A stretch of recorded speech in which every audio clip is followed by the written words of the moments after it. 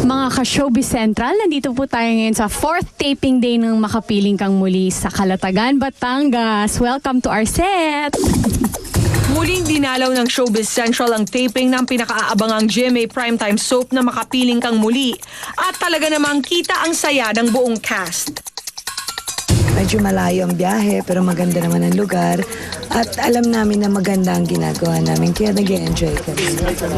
Mga cowboys kami rito ni Chadja, kami nagtatrabaho sa rancho, we take care of the horses, pinapaliguan namin, nililinisan, tapos bilang rancho may mga baka rin dito, kami yung parang papastulin namin yung mga baka, dadalhin namin kung saan sila dapat kakain. Nakakakilig na kissing scene ni Richard at Carla, eksklusibong nakuna ng Showbiz Central. Okay naman, hindi naman kami kabado pareho. Relax kami pareho. Siguro nakakatulong na rin kasi yung lugar, yung hangin, ang sarap. First taping day ni Carla, tapos ganong kagad klaseng eksena. Yun nga, kissing scene kagad. Walang warm-up, walang break-in. Kumbaga, gawin na natin to. Natutuwa ako sa kanya dahil nga, you know, she's very light, nakasama, very professional. We're lucky to have these two actors na ang gaganda ng mukha. So ang sarap i-close up, they did it well. Sila, mababait na mga bata. They're nahihiya nga sila at magsalita ko. Minsan talagang they're quiet. Ngunit sa gitna ng saya sa taping sa Batangas, biglang bumulaga ang isang balitang ikinabigla ni Richard at ng mga kasamahan nito.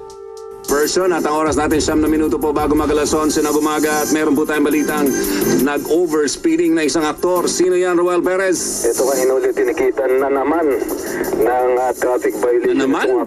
Aktor na si Richard Gutierrez dahil sa overspeeding dito naman sa may bahagi ng South Luzon Expressway. Ayon sa impormasyon mula dito sa Manila Toll Expressway System, minamaneho nitong aktor ang isang kulay pula na Chevy na sports car at tumatakbo ito ng 178 km per hour. Naku. Oo, sa may bahagi ng Eton City, dito sa may tapat ng Santa Rosa, Laguna, southbound, dito nga sa South Luzon Expressway.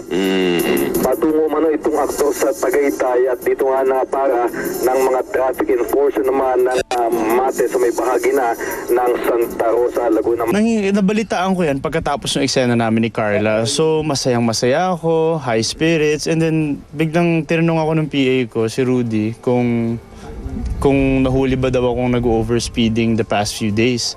Sabi ko hindi. Sinabi nila na 9 a.m. daw nahuli ako sa South Superhighway na tumatakbo ng 178 kilometers per hour na nakapulang kotse. Nakakatawa yung buong idea na yun dahil 9 o'clock tulog ako dito sa loob ng kotse ko. Nasa Nasugbu, Batangas na kami. Dito na kami sa location. So, paano nangyaring nahuli ako sa SLEX? Nakakatawa lang at wala akong pulang sasakyan. Sabi ko hindi naman nagdadrive si Richard. Ako naman nagdadrive, sa tulog si Richard sa sasakyan eh.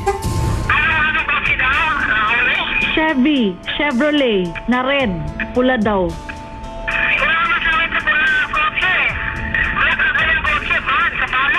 Sure, may ibang tao naniwala dun sa balitang yon. Pero hindi ko na mababago yung isipan nila eh. Basta ang sa akin, hindi totoo na nangyari yun. Unless may ibang Richard Gutierrez na kamukhang kamukha ako dito sa Manila at nag-drive ng pulang sasakyan, maaaring maging totoo yun. Pero kung ako, talagang malabo. Natatawa nga lang kami, sabi ko, naku, deadmahin na lang natin yan kasi unang-una, it's not true.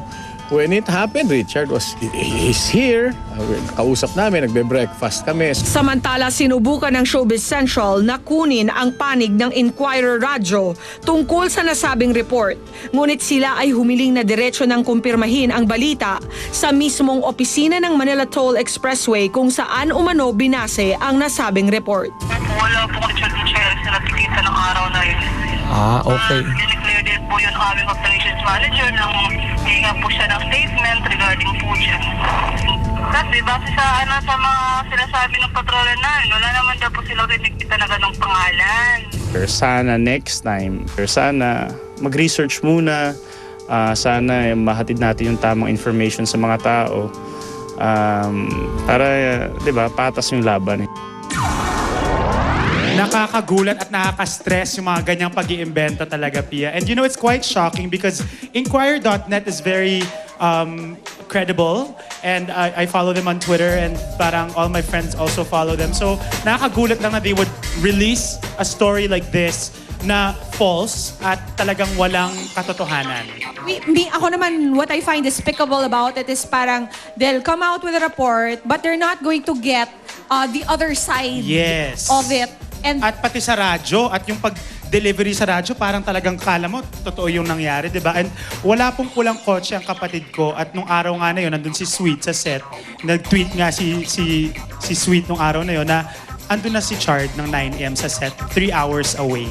well, that should set the record straight Yes, already. oo. Pero sana naman in the So next future... time, it's a learning, I think, also for people na, maski hindi nasa dyaryo, maski website lang, people still read that and pick up the news, diba? So let's be a little bit more careful. Let's be a little bit more responsible and make sure that you guys get both sides of the story before you release an item like that. Especially if it's something negative. Yes. So, Mon, some good news and some bad news about your family this week. That was the bad news, but the good news is na-dismiss na po ang isa sa mga kasong isinampa ni Miss Nadia Montenegro against Tita Annabel Rama, and we have a full report on that later on. Yes, and it's the child abuse case. And actually, natutuwa ako na yun yung unang na-dismiss kasi yun talaga yung pinaka, for me, walang basihan. I mean, child abuse is very strong eh. Napaka-grabe, malalim yung pag sinabi mong child abuse, di ba? And my mom did nothing but good things for these kids and making sure that they're secured with work,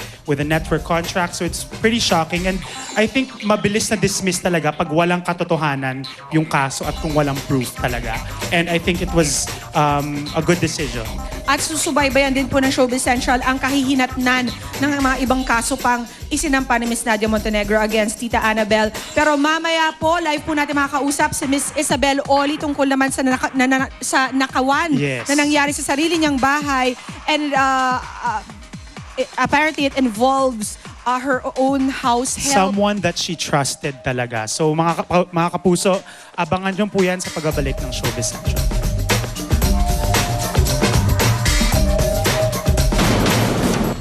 Susunod na, paanong nanakawan si Isabel Oli ng kasambahay na nakapagnakaw na pala noon kay Angel Oxin? Ang kwento ng aktres, live na live.